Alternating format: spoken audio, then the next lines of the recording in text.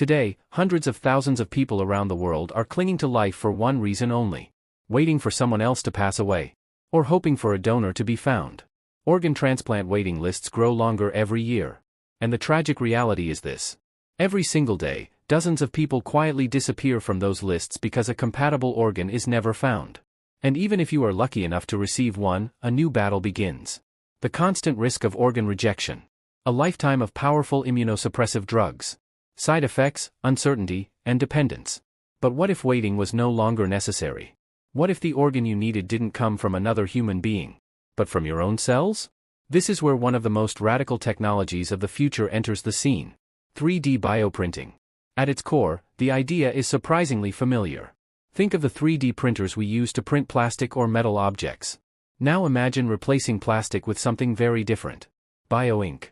This bioink is made of living cells, growth factors, and a biological scaffold that allows cells to attach and organize. In other words, what comes out of the printer is not an object. It's living tissue. So how does the process work? First comes modeling. Using MRI or CT scans, the patient's organ is mapped digitally with extreme precision. Then comes cell preparation. Stem cells are taken from the patient and multiplied in a laboratory environment. Next is the most extraordinary step: layer by layer bioprinting. The printer deposits bioink one layer at a time, building the structure of the organ from the ground up. But at this stage, it's still not a fully functional organ. The printed structure is then placed inside a bioreactor. Here, cells begin to communicate with each other, bond, and organize. Over time, the tissue matures and starts behaving like a real, living organ. So why is using your own cells such a big deal? Because this technology represents the ultimate form of personalized medicine. Since the organ is created from the patient's own DNA, the body doesn't recognize it as foreign.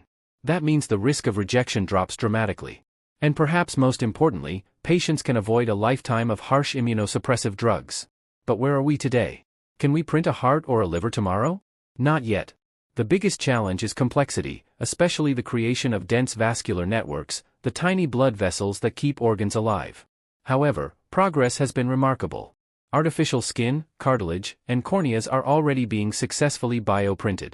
Mini organs, known as organoids, are used for drug testing, significantly reducing the need for animal experiments. Researchers in Israel and the United States have already printed miniature heart models with functional capillaries.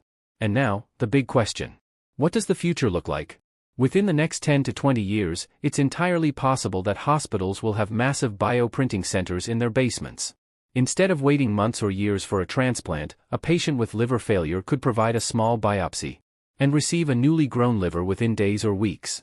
This is not just a technological breakthrough. It is an ethical revolution. An end to organ trafficking. True equality in access to life-saving treatments. And a future where death is no longer a matter of waiting in line. 3D bioprinting sends a powerful message. The future of medicine will not rely on donors, but on machines that can code biology itself. And that future may be closer than we think.